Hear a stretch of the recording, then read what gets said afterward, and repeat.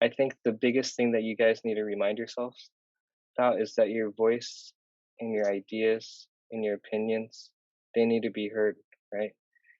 And don't be afraid of voicing them because you never know who really needs to hear what you have to say. Hello, fabulous person. Beate Chelette here, the Growth Architect. Welcome back to the Business Growth Architect Show, where we bring you cutting edge business strategies from some of the world's most successful entrepreneurs, business transformation experts, and visionaries who want to help you to scale your impact. Look for one tangible strategy that you can take back and implement right away. And now back to our guest. Welcome back to another episode of the Business Growth Architect Show. I'm your host, Beate Chelette. Today, I'm sitting here with Zach Benson, who will tell you all about Instagram and what he calls an Assistagram. Zach, is so amazing to have you here. Thank you so much for joining us today. Yeah, thank you for having me. Excited to be here. So, for somebody who doesn't know who you are, will you please tell them a little bit about you and why do we even know all the things that you do? Why does it matter to us?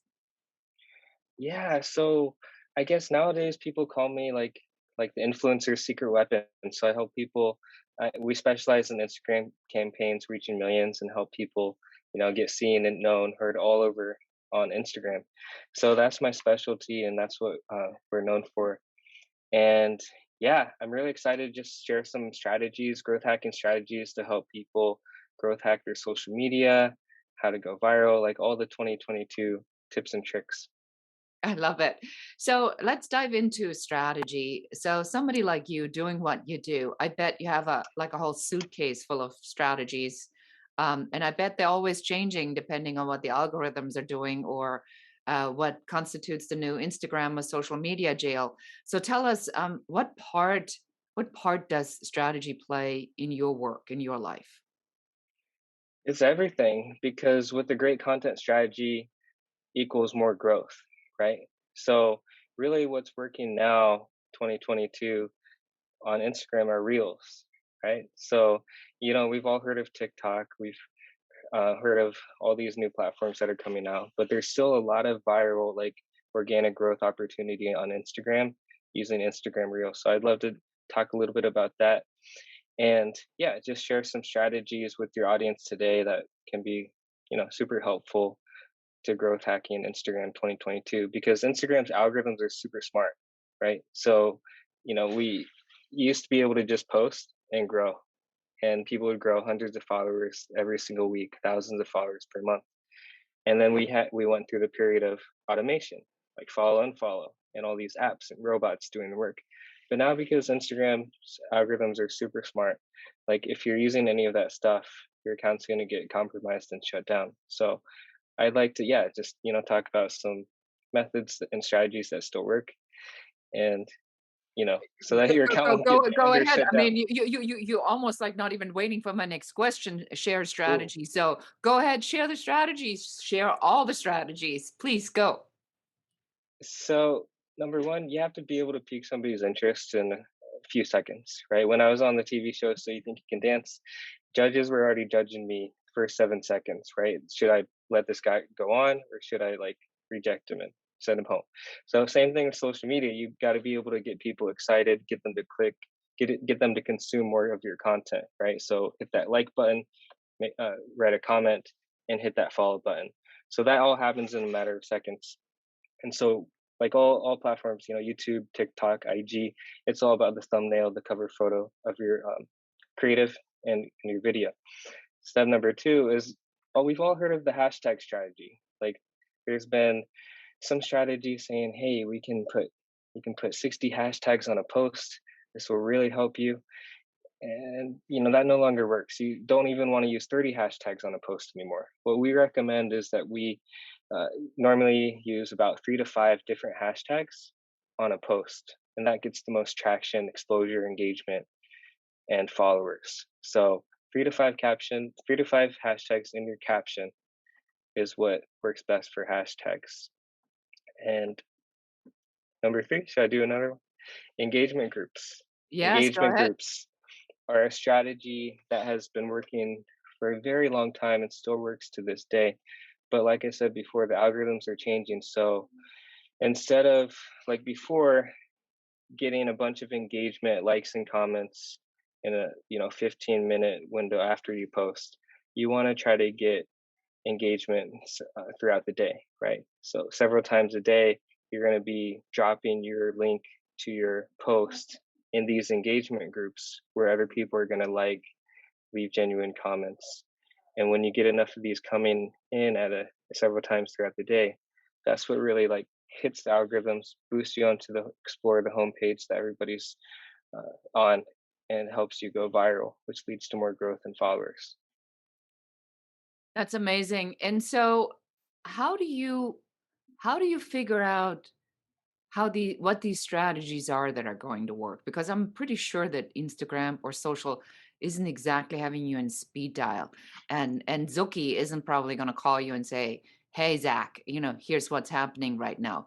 That's a secret because they don't want you to hack it. So how do you hack these strategies? Well, I have some people on the inside, right? I was hanging out with Randy Zuckerberg, Mark's sister, last year in Korea. So, we do have some insider connections, but really it's like my team, we're, just like scientists, growth hackers, right? Trying to test and test and test time and time again to see like what works and what doesn't. And so even with these hashtags, we're creating multiple sets of hashtags and rotating them throughout the months to see which ones perform the best.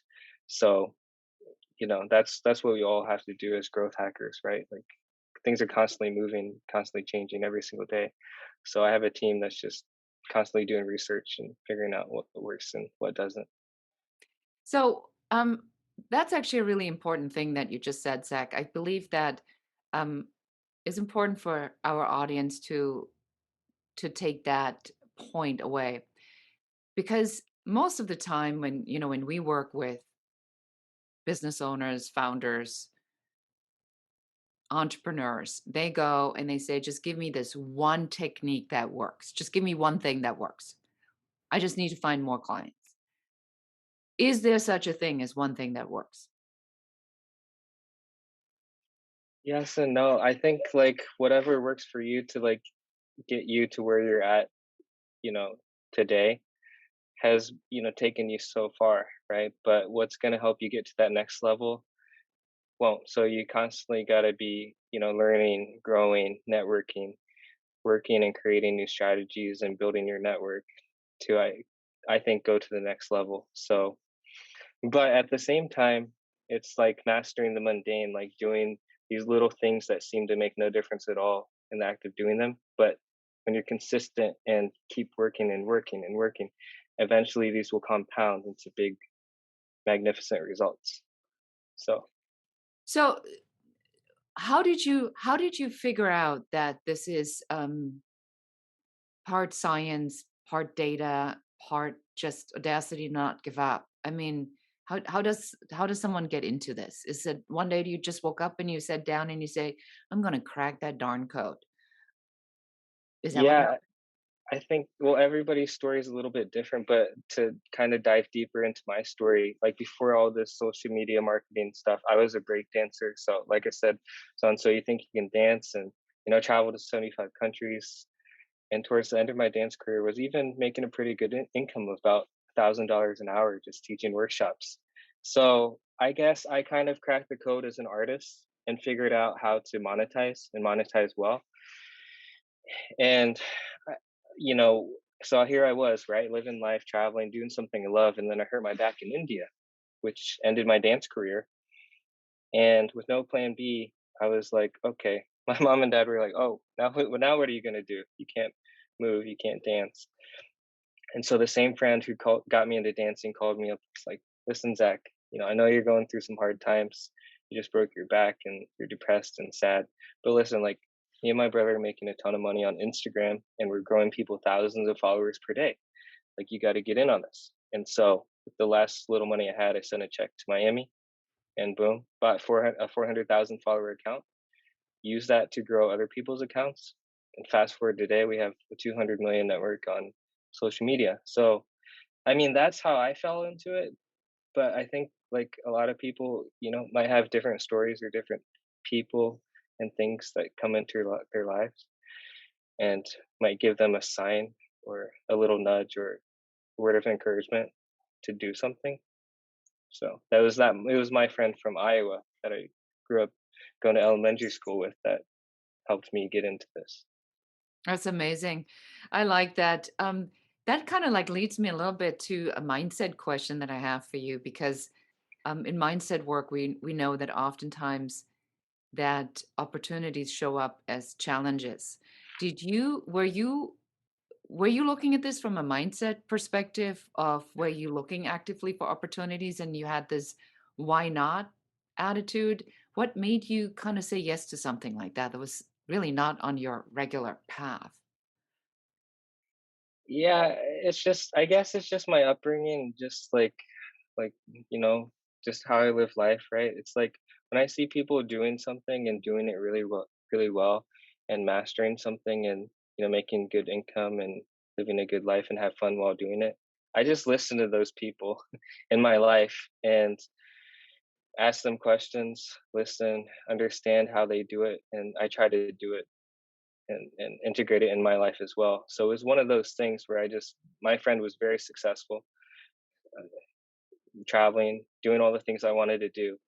And so when that time came, I was like, okay, yes, yes, like I'm willing to hear what you got to say, and let's see if we can make it work. So I've always been an action taker, and I mean, that's gotten me in trouble too. Like growing up in school, like I'd be the first one to just finish the assignments, right? Like they'd be like, slow down, Zach. You don't have to rush through everything. But I've always just not thought so much and just acted and decided and do, decide and do. That's kind of my motto. I absolutely love that. And I want to just, pause here and really point this out because I think that one of the things that I hear again and again in these interviews, which is so noteworthy, is that people who are successful, they just don't throw in the towel when something happens that is a complete curveball. Yeah, you have feelings about it. You said you were depressed, you broke your back, you were dancing, you were all over the place. You made a career out of it. People admired you and being in something so visual and so awe-inspiring and then boom, one day to the next it's just over. But the ability to say that I've done this once, I'm going to do it again is so different from the saying, "My life is over because I cannot do that one thing that I loved so much to do." Did you have this was sort of your attitude that you said, "Well, there's gotta be something else out there." Is that what it was? Yeah, I mean, I guess I'd been kind of thinking about it because like my wealth advisor was like, Zach, what will happen? What will you do if you can't use your hands and feet? Like you got to think about these things, right? What if you have a freak accident while you're traveling and doing all these things, or you hurt yourself while dancing, right? So it was like, I guess I had a kind of these plan Bs and these things in the back of my mind, but when it actually happened, then I was just like, okay, I am at rock bottom. This is real. Like I gotta act and decide and do and get myself out of these negative, depressed feelings and start thinking positive thoughts and you know just get it myself in a better spot. That's amazing. So, let's talk about what's your favorite strategy? Is there anything that you love so much that you go like, "I gotta share this with you. You need to know this." Yeah, yeah. Like I guess like the other cool thing that I'm doing right now is working with a lot of hospitality groups and tourism boards in countries.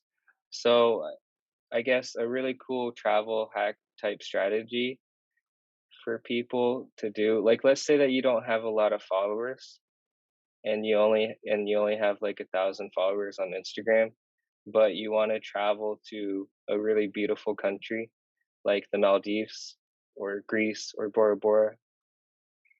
Well, there's a way to get your vacation paid for and absolute like totally free.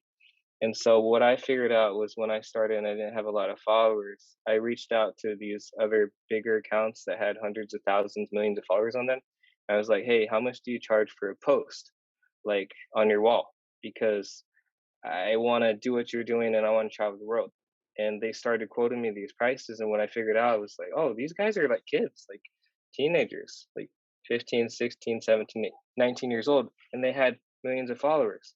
And so they would like quote me $100 for a post on their wall. And so you see what I'm saying is like you don't necessarily have to have all of these followers. You can make friends with people that do, leverage their following, reach out to that hotel in Bora Bora and say, "Hey, good afternoon. My name is Zach Benson. I'm an traveler, entrepreneur with a network of 7 million followers. These are our accounts. I maybe list my account and then all of my friends that have millions of followers. I mean, this is what I used to do. We'd love to stay at your hotel. These are the dates. We love this, and that about it. In exchange for your best available suite, breakfast, lunch, and dinner would be nice. Spa experiences would be amazing. We can do the following." And then my value stack was we'll do two positive Instagram posts. We'll do, TripAdvisor review, Facebook review if we have an awesome time. And then we'll give you all rights and free usage of our content. And so I made I leveraged other people's followings. I reached out to local content creators, videographers in those countries I wanted to travel to, paid them their hourly rate, or just said, "Hey, I'll tag you on these massive pages with millions of followers if you create all of this content for free." And that is one of the strategies that I use today that I wanted to share with your audience that has allowed me to get over like 700 nights for free at some of the world's most luxurious hotels. That's unbelievable. I'm like listening to this. I'm like, that is crazy, you know. But yes, Yeah. it makes a lot of sense because if they charge you $100 to do a guest post, and then you say, well, these are the outlets that we're publishing regularly our things, and then you come back with your post and you pay a couple $100 to put these posts out on like 5, 10 other accounts. It costs you $1,000, and now it looks like they've been promoted to all of these crazy locations Yes, yes. yeah, these influencers, brilliant, genius. I love So it.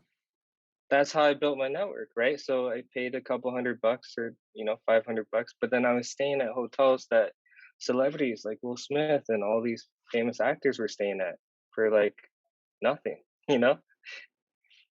Hotels that were like 20, 30, $50,000 a night. But it's not like trying to hack the system. It's just trying to figure out like what they really need help with, and it's exposure. They want more traffic, they want more customers. So I figure out what they're trying to work on, and I just connect the dots, and that's what I do, right? And it's how I you love can. genius. It's absolutely genius. I love that. I call these strategies backdoor strategies that are all based upon reverse engineering of the value proposition. Because if you know what they want, then you can reverse engineer how to deliver that. And then you know exactly what you need to do, which is just another one of those great strategies. I love it. Zach, question for you. So, doing so many things that you're doing, is it about impact? Is it about money? Is it about experiences? Is it about sharing? What is it about for you? It's a combination of all of them to a certain extent, but I would say like my priority is like the world's beautiful. Like life is all about, for me, God and people, and I just want to explore the world and create awesome memories with the people I love and I care about the most. So for me, it's, traveling and speaking and networking. And, I always feel like I'm learning, constantly learning from everyone, whether it's, millionaire, billionaire that I meet, or even someone on the street or whatever. I just, you know, that's what I'm passionate about. And that's what my priority is. I have a personal question for you. So here you are, right? So you're a dancer and you're like on all these stages and you're everywhere and you're around really crazy successful people, celebrities, which you are still obviously to this day. How are you not intimidated by that? Can you share with us is like how do I call these the oh shit moments when you do something like really big and you go, "Oh shit." So how do you manage that? I mean, you're so well tempered, right? And so calm. It's like so how did you not freak out when you were doing all these huge things? Yeah, and just to, one more part of my story, right? I had this speech impediment and I couldn't say the letter R until I was like in my 20s. And so I'd take these speech therapy classes and speech therapists lady was like, if you quit, no one will be able to understand you. You know, you probably won't amount to much, and you'll never be able to say the letter R in your whole life. I know it sounds silly, right? But I like just really took that to heart because I was like 6, and I just never talked to people. So I never thought I was going to be doing podcasts like this or speaking on stages with thousands of people or meeting these celebrities. But I think what it is really is just, deciding and doing, because when you think too much and you hesitate, then you kind of like scare yourself and freak yourself out. And then two, it's just like I know, like as a one of the things I learned as a dancer is that true freestyle, like just simply listening to the music, reacting and moving, like everybody has a different style and a way to they feel it. And it's not bad, even though to some people like they're like, oh, that's bad, but it's just freestyle and it's you being you. And I think a lot of these celebrities and these people like it when you're just authentically, genuinely you. And so, I just decide and do it. If I see a celebrity out there and I'm like, oh, I want to talk to them or I'm following your content, always like go up to them, smile, greet them with a smile, compliment them, and then, get the conversation going. But I'm like, I'd rather just do it than like regret, you know. I don't like missing out on things and missing out on new opportunities and new friends and new partnerships. So I'm just try to put myself out there. Yeah, I think that's another really important thing I want to point out for our listeners is that I think the notion that we regret what we don't do is really something that should all scare us. To remember that it's not, yeah, so the worst thing that can happen is someone's going to say no, or says I'm really busy, or I don't think so. But then you're exactly where you are right now, and nothing really changes. But if you don't do that, then you're gonna sit there and you say, "Man, I wished I would have done something, said something." Um, and it's about being genuine. So, how do you? Is there like a process that you have? So before I go and speak on a stage, I have this process where I remind myself, I speak a prayer, and then I drop out of my head into my heart, right? Because I want to be here and I want to feel it. Is there a process that you have that you can share where you say, well, so when I go out and I do these really big things, and when people check you out and they see just who you're working with, right? That's going to blow their mind. So is there a process that you have where you remind yourself we're all human, or anything you can share so that people are not intimidated when they try really big things is where I'm trying to get to. Yeah, yeah, I like your like speaking ritual. That's pretty cool. I think it's all about being in the here and now and being present because we have like so many ideas and so many things that we're thinking of and so many things that we need to do and worry about. But it's like thinking about things that haven't even happened yet, or thinking about things that we didn't do yet or wish we didn't do. So it's all about being in the here and now. But um, you know, I guess like I'm not like I'm kind of like a free spirited, like go with the flow type person.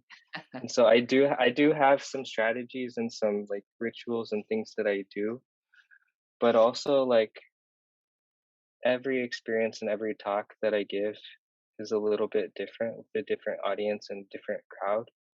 And so I guess what I'm trying to say is just like I think it's I think the biggest thing that you guys need to remind yourselves about is that your voice and your ideas and your opinions, they need to be heard, right?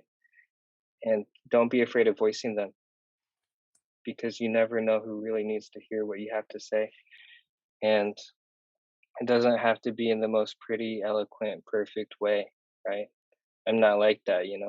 Like I don't have perfect grammar and I'm not like a wasn't like a English student or whatever. But what I'm saying is that if you do have something inside of you and you do, you know, get it out, share it, and it's, really going to help people. So that's the most important thing is just helping people. So as long as they can understand what you have to say, and they're like, "Oh, I really get it." It's not like over their head or you using all this fancy talk if you don't want to. It's just you trying to really help them and give them value and help them understand and make it click for them.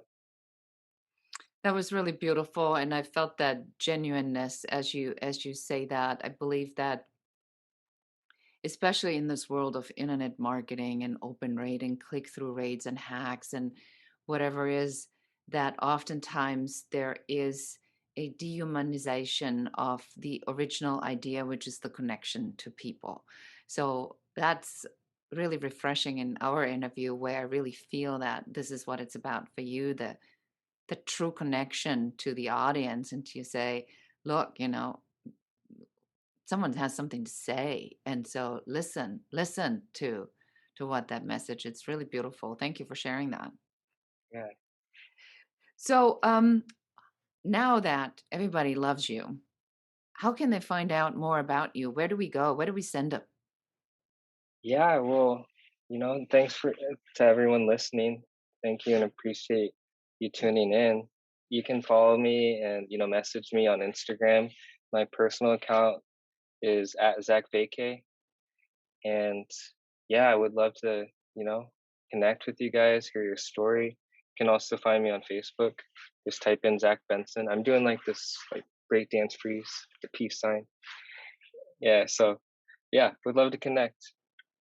I love that. Thank you so much for sharing. Any last words that you want to leave our audience with your absolute awesomeness and your down to earthness and your genuine way about you? I mean, it's very refreshing.